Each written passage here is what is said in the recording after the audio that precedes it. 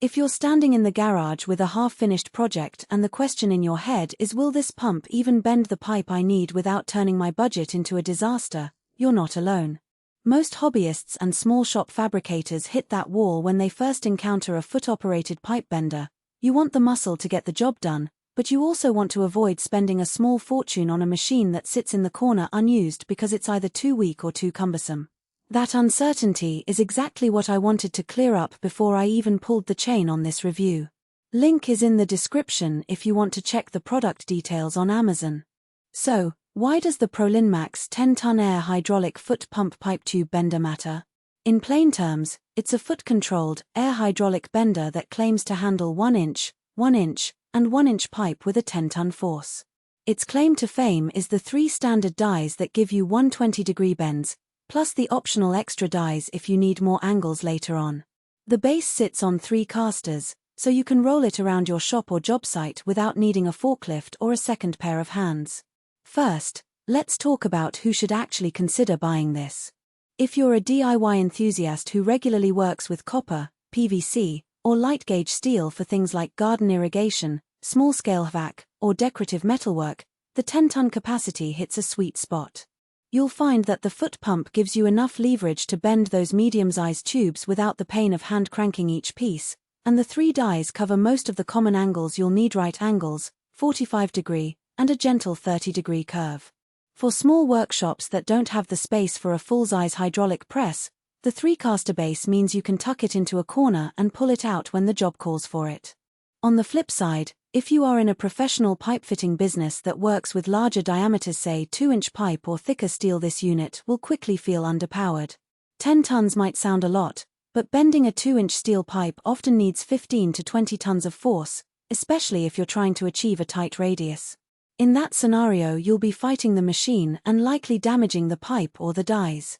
Likewise, if you expect to be bending a high volume of pipe every day, a foot pump's ergonomics start to matter. You'll be putting your weight on the pedal repeatedly, which can be tiring over long shifts, and the manual nature of swapping dies can slow you down compared to a fully automated CNC bender.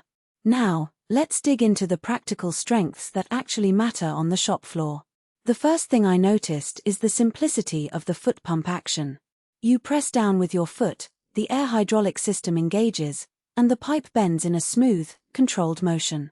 This is a big win over hand crank models where you have to twist and push at the same time, often leading to uneven bends or a jittery finish. Because the pump is air hydraulic, you don't have the hissing noises or oil leaks you might see on larger hydraulic units, making it cleaner for a home workshop.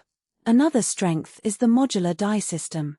The 3 standard dies cover most of the angles you'll need for everyday projects, and the fact that optional dies are available means the system can grow with you. If you start with the standard set and later discover you need a 45-degree bend for a custom railing, you can order the extra die without having to replace the whole bender. That flexibility keeps the upfront cost lower and extends the lifespan of the tool as your needs evolve. Mobility is also a real advantage. The 3 casters lock in place when you're bending, so the unit stays stable, yet you can roll it out to the back of the yard or to a client site with a single push. In my own experience, being able to move the bender onto a concrete slab and then lock it down saved me a lot of time that would have been spent repositioning a heavier, static machine. That said, there are some practical weaknesses to be aware of. The biggest one is the learning curve associated with foot pump timing. Because the hydraulic pressure builds as you depress the foot pedal, you have to develop a feel for how much pressure to apply for each pipe size and bend angle. For a beginner, it can feel a bit like guess the right force until you get a few tries under your belt. The lack of a pressure gauge on the unit means you can't see the exact tonnage you're applying, so you're relying on muscle memory. Another limitation is the absence of a built-in pipe holder or clamp. The bender expects you to manually position the pipe in the die and hold it steady while you engage the foot pump.